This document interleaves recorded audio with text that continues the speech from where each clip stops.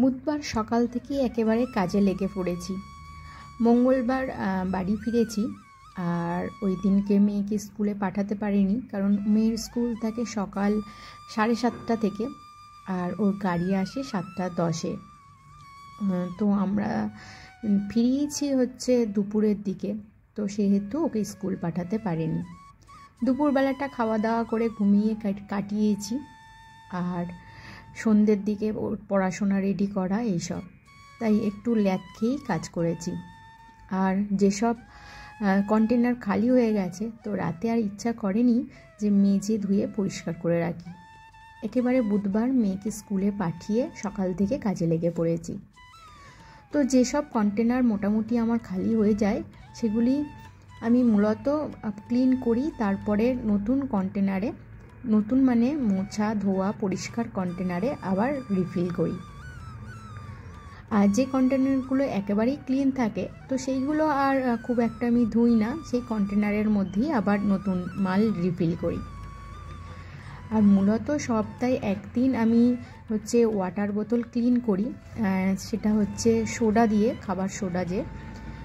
কিন্তু আজকে আমি হচ্ছে ভিম জেল দিয়ে পরিষ্কার করলাম, কারণ বাইরের দিকটা ভিম জেল দিয়ে পরিষ্কার করলে একেবারে চকচক করে, আর যেহেতু এটা স্টিলের আরও সুন্দর পরিষ্কার হয়। তো সেই জন্য কয়েকটা ওয়াটার বোতল ভালো করে ক্লিন করে নিলাম। আর শনিবার যেহেতু বাড়ি চলে গিয়েছিলাম, তাই শনিবারের রুটিনের যে কাজগুলো থাকে, সেই কাজগুলো আমার কমপ্লিট করা হয়নি। তো মাসের মধ্যে তো একদিনই বাড়ি যাই, আর গিয়ে মোটামুটি 2 দিন থাকি, আর 3 দিনের মাথায় ফিরে আসি। তো মূলত সেখানের কাজগুলো পরিষ্কার পরিচ্ছন্ন করে চলে এসেছি। তো বলতে পারো 2 জায়গায় একটু মেনটেন করতে আমার একটু অসুবিধা হচ্ছে, কিন্তু আস্তে আস্তে ঠিক হয়ে যাবে। কিছু রুটিন ফলো করলে কাজগুলো খুবই কিন্তু সহজ হয়ে যায়।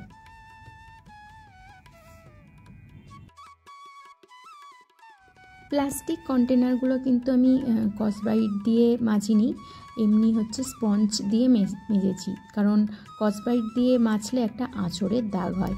আর এই যে বাথরুমে দেখতেই পাচ্ছ কত জামা কাপড়গুলো সমস্ত কেচে স্নান করে নিয়েছি।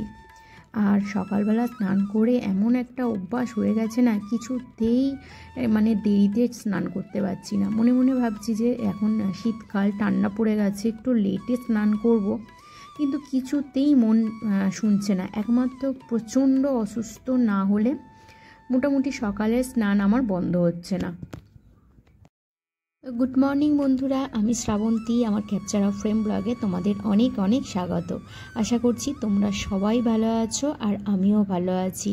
আজ হচ্ছে বুধবার, আর এখন ঘড়িতে বাজে ওই মানে যখন ব্লগ স্টার্ট করেছি ওই 11:15, 11:10-এ মেয়েকে গাড়িতে তুলে দিয়েছি, তারপর থেকেই কিন্তু ব্লগটা স্টার্ট করেছি। তো চলো জামা কাপড়গুলো আগে মেলে দেওয়া যাক, এরপরে পুজো করব, তারপরে চা খাবো, তারপরে রান্না বান্না। কর্তামশাইয়ের মর্নিং ডিউটি ছিল, সে ছাতু খেয়ে বেরিয়ে গেছে। মেয়েকে স্কুল টিফিন বানিয়ে দিয়েছি, তো সে স্কুলে নিয়ে গেছে। এবারে আমি একদম ফ্রি, একদম ধীরে সুস্থে মাথা ঠান্ডা রেখে সমস্ত কাজ কমপ্লিট করতে পারবো। দেখতে থাকো, আমার সঙ্গে থাকো, চলো। ইন্ট্রোতে তোমাদের টাইমটা বলেছি 11:15, ওটা 11:15 হবে না, ওটা হবে 7:15। তো একটু ভুল হয়ে গেছে, তোমরা একটু বুঝে নিও, কারণ মেয়ে তো মর্নিং স্কুল, তো 11:15 কী করে হবে। যাই হোক, আমার এখানে পুজোটা কমপ্লিট হয়ে গেল, আর এবারে নিজের জন্য 1 কাপ আদা দেওয়া র চা করে নিয়েছি, আর তার সঙ্গে বিস্কিট নিয়ে নিয়েছি। এখন বেশ 10-15 মিনিট নিজের সঙ্গে কাটাবো, আর তার সঙ্গে যে কি রান্না বান্না করা যায় সেগুলো ভাববো। মনে মনে একটা ঠিক করেই রেখেছি, এখন দেখি সেই অনুযায়ী সমস্ত কিছু সব কিছু আছে কি না।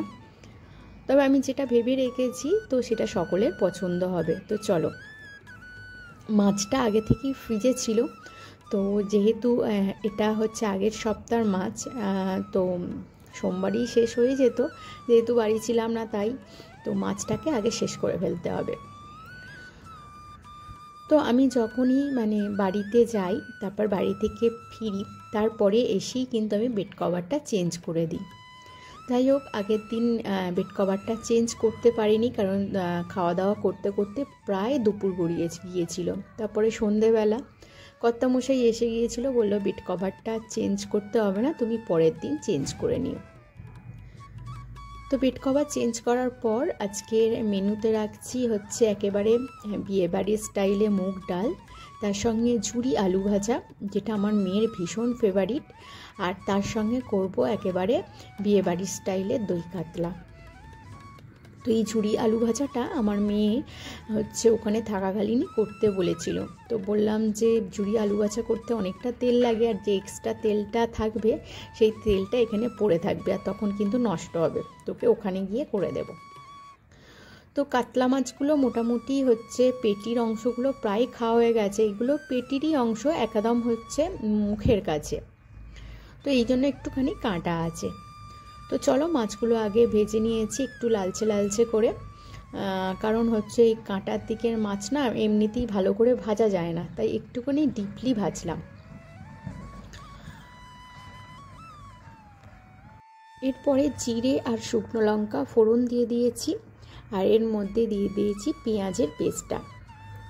তো সুন্দর করে পেঁয়াজের পেস্ট দেওয়ার পরে ভাজা একটু লালচে করে পেঁয়াজটা ভেজে নিয়ে এর মধ্যে রোজকার মশলা, হলুদ গুঁড়ো, লঙ্কার গুঁড়ো, লঙ্কার গুঁড়ো বলতে এখানে অল্প পরিমাণ আমি লঙ্কার গুঁড়ো দেব, হচ্ছে অনেকে দই কাতলা একটু সাদা সাদা পছন্দ করে, সেক্ষেত্রে কিন্তু গুঁড়ো লঙ্কা ইউজ করা হয়নি, কিন্তু আমাদের একটু লালচে পছন্দ করে বলে এখানে আমি একটুখানি কাশ্মীরি লঙ্কা গুঁড়ো ইউজ করছি। এমনিতে হচ্ছে আদা কাঁচা লঙ্কা আমি বেটে রেখেছি, কারণ ডালের মধ্যে আদা আর কাঁচা লঙ্কা পেস্টটা দেবো, তো সেই জন্য আদা আর কাঁচা লঙ্কা আলাদা করে পেস্ট করে রেখেছি।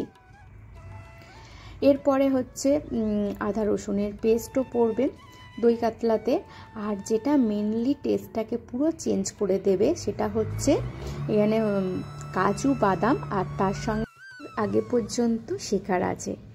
তো যাই হোক, এখানে আমি অল্প পরিমাণ হচ্ছে কাশ্মীরি লঙ্কার গুঁড়ো অ্যাড করেছি, আর করলাম কি টক দই, কাজু আর চারমগজ একসঙ্গে পেস্ট করে নিয়েছিলাম, সেটাই দিয়ে দিয়েছি।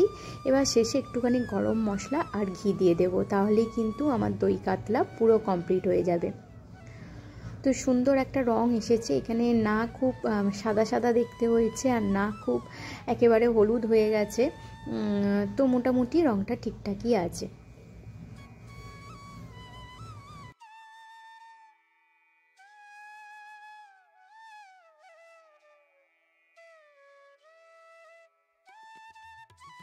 তো ঝুরি আলু ভাজার জন্য আমি আলুটাকে একেবারে হচ্ছে গ্রেটারে গ্রেট করে নিয়েছি, আর তারপরে একটা মানে যেটাই আমি আটা চালি ওই চালুনির ওপরে চারিদিকে মেলে দিয়েছিলাম।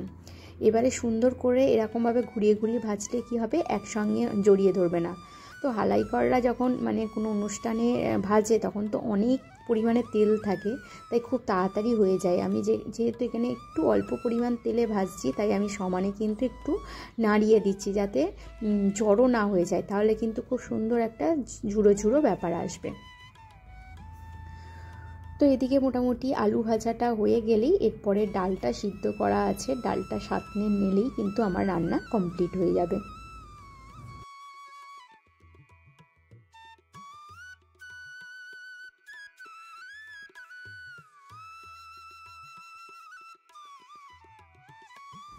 তো এই ঝুড়ো আলু ভাজা করতে গেলেই কিন্তু অনেকটা তেলের প্রয়োজন হয়, এই যে এতটা তেল, এই ভাজা তেলটা আবার একটা আমি কন্টেনারে ঢেলে রেখে দেব। রান্নার সময় অল্প অল্প যেগুলো চচ্চড়ি টচ্চড়ি সেই এই ধরনের এই পোড়া তেলগুলো আমি রান্না করে নিই। তো আদা কাঁচা লঙ্কা তো আমি হচ্ছে একসঙ্গে বেটে নিয়েছিলাম, এবারে লঙ্কা আর জিরে ফোড়ন দিয়ে তার মধ্যে আদা লঙ্কার পেস্টটা কাঁচা লঙ্কার পেস্টটা দিয়ে ভালো করে নাড়িয়ে চাড়িয়ে নিয়ে একটুখানি জল দিয়ে দিয়েছি, মশলা ধোয়া জল দিয়ে এবার সিদ্ধ করা যে মুগ ডাল আছে ওটা দিয়ে দেব।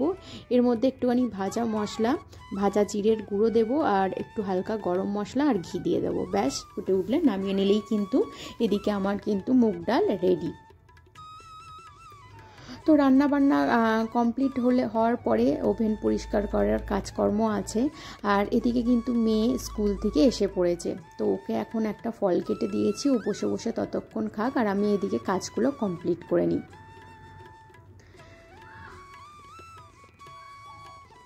তো তো ভাজা যে ঝুড়ো আলু ভাজাটা ছিল এটা একটা এয়ার কন্টেনারে করে রেখে দেবো। এর সঙ্গে আমি কারি পাতা আর বাদাম অ্যাড করলাম না, এই কারণেই আমার মেয়ে খুব একটা পছন্দ করে না, আর যেহেতু বেশিরভাগটাই ও খাবে তো সেই জন্য ওর পছন্দ মতোই রাখলাম। তোমরা চাইলে মোটামুটি এখানে বাদাম কারি পাতা অ্যাড করে দিতে পারো। আর আমি এখানে একদমই লবণটা অ্যাড করিনি, কারণ লবণটা আমি খাওয়ার সময় দেবো, তার আগে দিলে নরম হয়ে যাবে বলে। তো এরপরে আমি ওভেনটা ভালো করে পরিষ্কার করে নিচ্ছি। ওভেন পরিষ্কার করে নেওয়ার পর মেয়েকে স্নান করাতে হবে। তো এখন তো শীতকাল, একটুখানি গরম জল ওর লাগবে, তো সেই জন্য আর এই ইলেকট্রিক কেটেলতে একটুখানি গরম জল বসিয়ে দিয়েছি। আর এরপরে আমার যে ছোটোখাটো বাসন পড়েছিল, যেমন মেয়ের ওয়াটার বোতল, তো এরকম কয়েকটা জিনিস আমি ধুয়ে নিলাম। তো মোটামুটি এদিকের কাজ কমপ্লিট হয়ে গেছে। তো এবার আদার্স অন্যান্য কাজকর্মগুলো আছে সেইগুলো কমপ্লিট করব।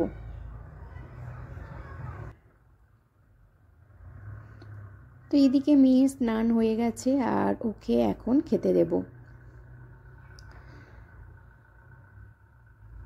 তো খাওয়ার সময় একটাই ওর বদঅভ্যাস, ও একা একা বসে বসে খাবে নিজের হাতে, কিন্তু ওর পছন্দের কিছু জিনিস ভিডিও দেখতে দেখতে ও খাবে।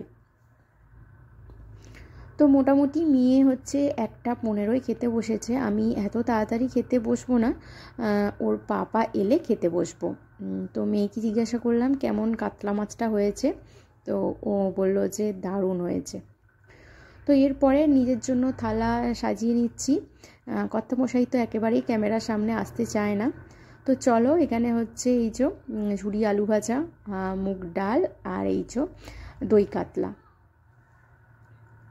তো দুপুরে খাওয়া দাওয়া করার পর বেশ কিছুক্ষণ রেস্ট নিয়েছি, নিজের পছন্দ মতো কাজকর্ম করেছি, যেমন কখনো গল্পের বই পড়া বা কিছু সিরিজ দেখা, এই ধরনের কিছু কাজকর্ম বা এডিটিং টুকটাক এইসব কাজকর্ম করে থাকি। তো আজকে সন্ধেবেলা নয়, আজকে রাতের ডিনারটা খুব তাড়াতাড়ি হয়ে গিয়েছিল। তো বেশ কিছু আমার কাজকর্ম ছিল, সেগুলোই করে নিলাম। তো এই যে জানালাটা দেখতে পাচ্ছ, এটা একটা ভাঙা জানালা। তো এটা খোলাও যায় না, কারণ অপোজিটে রুম আছে, আর সেটা এরকম কোনো রকম কাজে আমার খুব একটা লাগে না।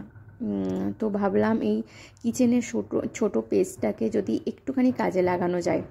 তো প্রথমে এই ভাঙা অংশটাকে বন্ধ করার জন্য আমি একটা ওয়ালপেপার লাগিয়ে নেব এখানটা। আর তারপরে যে আমার অনেক চুপড়ি আছে, তো চুপড়িগুলো পরস্পর নিতে আমার খুব অসুবিধা হচ্ছে। তো ভাবলাম এখানটা সাজিয়ে রাখলে কেমন হয়। তো ওয়ালপেপারটা আমি পুরোটাই দেবো ভেবেছিলাম, কিন্তু ওয়ালপেপারের এটা আমার শেষ অংশ, আর ওয়ালপেপার নেই। মাঝখানে কিছুটা নিয়ে আমার মেয়ে নষ্ট করেছে, তো আমার আর মনে ছিল না যে ওয়ালপেপার ছিল না।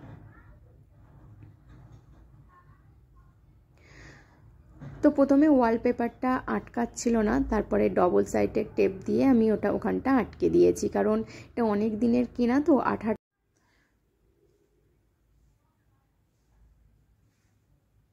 তো ওয়ালপেপারটা লাগিয়ে আমি এখানে কতগুলো হ্যাঙ্গার ঝুলিয়ে দিয়েছি, আর এর মধ্যেই আমি এবারে চুপড়িগুলো ঝুলিয়ে দেব।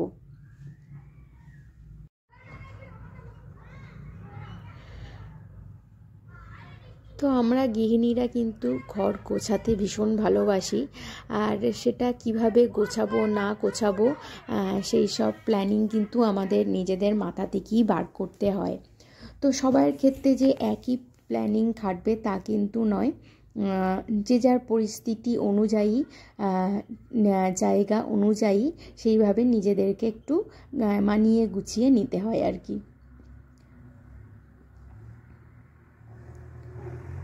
তো মোটামুটি দেখো, এই জানালাটার মধ্যে কিন্তু আমার 4টে চুপড়ি ধরে গেছে। তো দূর থেকে দেওয়ালটা ঠিক এইরকম লাগছে। তো এই দিকটা ওয়ালপেপারটা মারলে ভালো হতো। তো যেহেতু রাতে মোটামুটি সমস্ত কাজ কমপ্লিট হয়ে গেছে, তো বেশ কিছু কাজ আমার পেন্ডিং পড়েছিল, তো সেই কাজগুলোই এখন কমপ্লিট করে নেব। তো এখানে ডিমগুলো নিয়ে এসেছিলাম, বাজার করে, কিন্তু হচ্ছে সময়ের অভাবে গুছিয়ে রাখছিলাম না, মানে রাখতে পারছিলাম না। তো আমাকে যে ডিম বিক্রেতা সে বললো এটা ফ্রিজ ছাড়া 1 মাস রাখবেন, এর টেস্টও ভালো থাকবে আর এটা হচ্ছে খেতেও ভালো হবে আর এমনিতেও পচবে না। তো সেই জন্য আমি এটা ফ্রিজে আর রাখবো না, হচ্ছে বাইরেই রাখবো। আর আমি ডিম সবসময় পরিষ্কার করে রাখি, কারণ অনেক সময় হচ্ছে এর মধ্যে হচ্ছে পটি লেগে থাকে মুরগির, আর একটু জল দিয়ে আমি মোটামুটি ভিজিয়ে রাখি, আধ ঘন্টার মতো ভিজিয়ে রাখলে তারপরে কিন্তু আমার পরিষ্কার করা অনেক সুবিধা হয়। কিছু গ্রসারি আইটেমও আনা হয়েছিল, আর এখন শীতকাল গুড় পাওয়া যাচ্ছিল, তো অল্প করে দোকান থেকে গুড় আনলাম, যদি খেতে ভালো হয় তাহলে বেশি করে নিয়ে আসবো। তো মোটামুটি আমার এক্সট্রা অনেক কন্টেনার তো থাকে, আর সকালেই অনেকগুলো কন্টেনার ধুয়ে দিয়েছিলাম, তো সেই কন্টেনারগুলোও আমার রিফিল করতে হবে। তো যেগুলো আমি মানে এক্ষুনি লাগছে না, তো সেইগুলো আমি রিফিল করব না, সেগুলো আমার যে স্টক কিচেনের যে স্টক ড্রয়ার আছে তো সেখানে রেখে দেব। আর আলু তো আমি সব সময় ধুয়ে রাখি, তো সেই জন্য আলুটাকে আমি হচ্ছে এখন ঢেলে রাখছি, ব্যাগটা পরিষ্কার করে নেব সকালে আর ধুয়েও রাখবো পরের দিন। তো আগের অল্প পরিমাণ পাস্তা ছিল বলে হচ্ছে আমি পাস্তার কন্টেনারটা উপরটা একটু খালি রাখলাম, আর যেটা আগের পাস্তা সেটা উপরটা ঢেলে দিলাম, তাহলে ওটা আগে খাওয়া হয়ে যাবে। তো যেগুলো আমাকে রিস্টক আবার করতে হবে তো সেইগুলো আমি চুপড়ির মধ্যে ঢেলে নিলাম, আর বাদবাকি যেগুলো হচ্ছে আমার মানে এক্ষুনি লাগবে, এক্ষুনি মানে আমার রোজকার লাগবে, সেগুলো হচ্ছে আমি রিফিল করে নিলাম। আর আমি যখনই হচ্ছে শুকনো লঙ্কা রিফিল করি তখনই বোটাটাকে আমি ছাড়িয়ে নিই। তো এখন এত শুকনো লঙ্কা একেবারে শুকনো ওয়েদারের জন্য একেবারে ফ্রেশ এসেছে, তো এটাকে আর রোদে দেওয়ার কোনো ঝামেলা নেই, একেবারে কন্টেনারে ভর্তি করে নিলাম।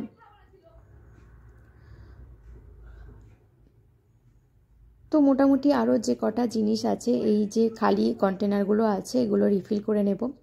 আর এই আগের বাদামটা না নরম হয়ে গেছে, তো এই বাদামটাকে আমি একটা ছোট কন্টেনারে রেখে দেব, আর নতুন যে বাদামটা এনেছি সেটা ঢেলে নেব। এই বাদামটা হচ্ছে রোস্ট করে তরকারি পত্রে খেয়ে নেব, কারণ এটা আর কেউ মুড়িতে খাবে না, মুড়ি বলো বা অন্য কোনো পদে বলো খাবে না, তো এটাকে তরকারির সঙ্গে দিয়ে দিলে কেউ বুঝতেও পারবে না, খেয়েও নেবে।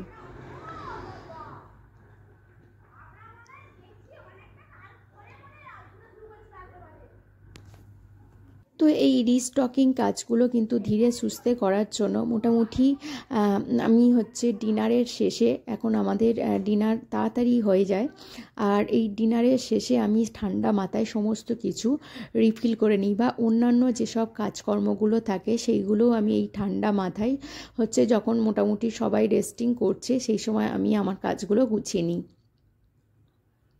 আসলে সকালবেলা তো মেয়ের স্কুল, তারপরে রান্না বান্না, এগুলো একটার পর একটা কর্ম করতে থাকে, তারপরে যদি আবার এই সব রিফিলের কাজগুলো করি তো অনেক নিজেকে ক্লান্ত বলে মনে হয়। তাই আমি বেছে নিয়েছি রাতের দিকটা, কারণ এই সময় মাথা ঠান্ডা থাকে আর কোনো কাজের প্রেশার আমাদের মাথায় কিলবিল করে না, তো সেক্ষেত্রে হচ্ছে এই টাইমটাই আমার জন্য বেটার। তো চলো বন্ধুরা, আজকের ভিডিও এই পর্যন্ত রাখছি। ভিডিওটি ভালো লাগলে অবশ্যই একটা লাইক কমেন্ট করবে, আর আমার চ্যানেলে যদি নতুন বন্ধু হয়ে থাকো তাহলে অবশ্যই একটা সাবস্ক্রাইব করে দেবে। আর যেসব বন্ধুরা অলরেডি সাবস্ক্রাইব করে আছো তাদেরকে জানাই অসংখ্য অসংখ্য ধন্যবাদ। তোমাদের সঙ্গে আবারও দেখা হচ্ছে নেক্সট কোনো ভিডিওতে, নেক্সট ব্লগে। তো আজকের মতো টাটা। তো রিফিল করা জিনিসগুলো এবার যে যার জায়গা মতো গুছিয়ে রেখে দিই। আর যেগুলো হচ্ছে খুব কাছাকাছি সময়ে লাগবে না সেগুলো আমি এই ড্রয়ারের মধ্যে স্টক করে রেখে দিচ্ছি, প্রয়োজন মতো নিয়ে নেব। তো তোমাদের সঙ্গে আবারও একটা দেখা হবে নতুন ভিডিওতে। তো আজকের মতো টাটা সবাইকে, গুড নাইট।